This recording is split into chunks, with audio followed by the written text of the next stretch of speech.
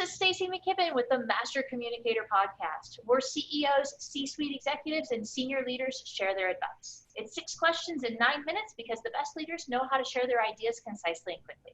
Let's jump right in. Question number 1. Tell me who you are and what you do. Well, I'm Mary Poppen.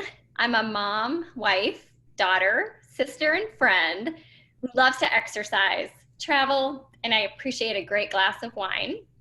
I've spent the majority of my career focused on how I can help customers be successful and working to identify and build the secret sauce of a team dedicated to customer intimacy, which is knowing our customers better than anyone else and being able to predict and act on what they need, hopefully even before they know they need it.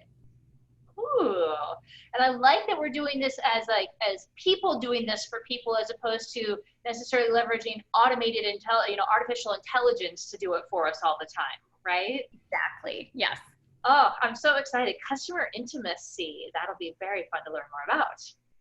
I'm curious, through this lens, question number 2, what's the best thing about leading people from your perspective? So my favorite thing about leading a team is to really see how every individual can optimize their strengths and their results when they're empowered to do so. So I found that when people are given room to spread their wings, the results for their career, their customers, and the company can really be incredible. I also enjoy helping people step out of their comfort zone to realize that they can do things they never thought they could. So it's really magic when people light up and say they've just done something they would never have believed possible in the past.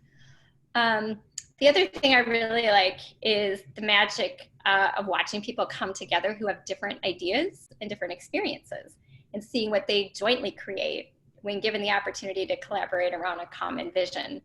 So I've been known to push people a little bit outside their comfort zone to see what they could do because I really believed in them, and to see them, spread their wings and really be empowered and successful is pretty awesome. Well, that's pretty amazing too. I love the way that you say that, because I think we all know that, the change happens on the other side of the comfort zone, but we really need, help and support to get ourselves through that. Do you find that most people are really open and receptive to being pushed to the comfort zone, or do you find that there's a bit of a nuance to get them excited about that? It really varies. Some people jump right in and they're excited about even just being tapped to be given a new opportunity. Some people are really hesitant and don't want to move forward. And so I find if you kind of break it out a little bit at a time for them and sort of help them walk instead of run, that they sort of build up that confidence and then are willing to kind of really push outside of their comfort zone. So for some, they're ready to go, and others you have to kind of coax to get there. Again, you're just reminding us, Mary, how important it is to personalize it and individualize it, right? That it's certainly not a one size fits all. I like to change that phrase to one size fits none, right? Where again, it's like, I like that. Yeah, you really do have to make it about what the individual needs. Question number 3, I often hear from other leaders that business would be great if it weren't for that pesky people part. I'm curious, what are your thoughts on that, especially being a customer intimacy expert? I love that question. And I also hear that same thing from some colleagues. But, I think we learn and grow most from the challenging situations we deal with. And people have a perspective for a reason, right? So if you listen and seek to understand where they're coming from, you can often come to a common ground, around the best solution or the best way to work together and how to get results. Sometimes we're too quick to jump to solutions, I think, versus really understanding the problem or where other people are coming from. And then with, different perspectives usually bring optimal or results that maybe you hadn't even thought of. So while I don't always agree with people or necessarily, come up with the same solutions, at the end of the day, I feel like if I really listen to what they're saying and try to understand, I'm able to oftentimes, come to a different understanding myself. That sounds far, far, far too rational and logical, Mary. Sometimes, yeah, it's just easier to say, Yeah, no, I'm not going to do that. Exactly. Keep it simple. Let's focus on what we need to get done. I like that. Question number 4, what other successful business leaders like yourself should be on my podcast? In other words, who should we be listening to? You know, there's a few people that I absolutely adore. One is Jean Bliss. She was the prior chief customer officer of Land's End, and now she has her own consulting company. But she just has such great insights and such great perspective. She's fun, and I think she looks at things in new ways. So she would be great to speak to. Excellent. Nick Maida, who's the CEO of Gainsight. So Gainsight is a customer success software. So not a CRM for sales. It's actually something built for customer value and customer success. And he is passionate and energetic and has really innovative ideas.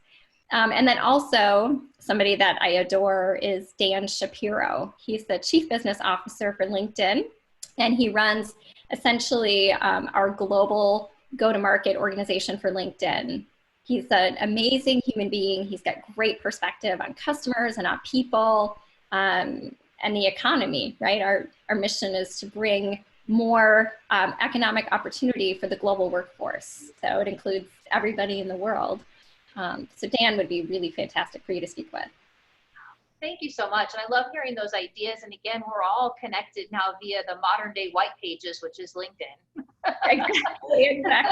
So all of us as listeners can go and find Dan and, and start to pay attention to some of these folks in our world. And hopefully I'll be able to get him on the show as well and, bring him to everybody personally. He'll love that I'm putting it all up on LinkedIn. Exactly. Yeah.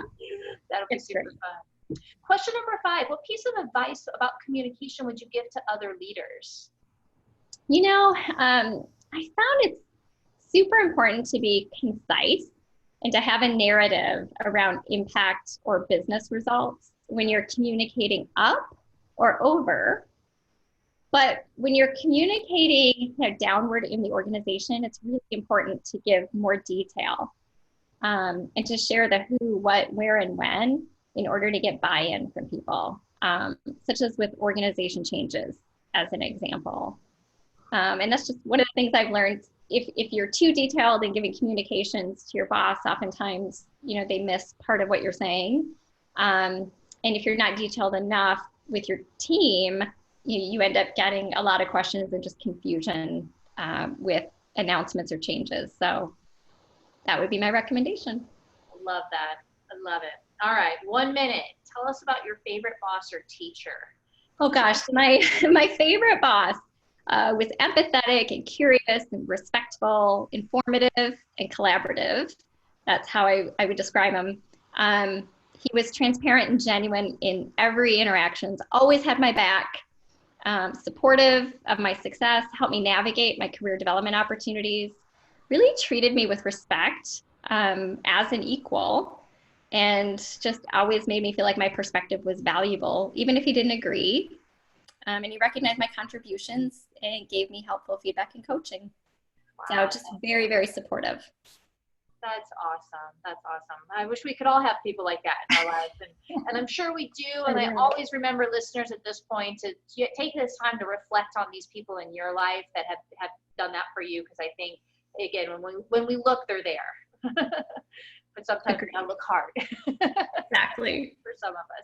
But thank you so much for sharing. How can people find you if they want to go seek you out?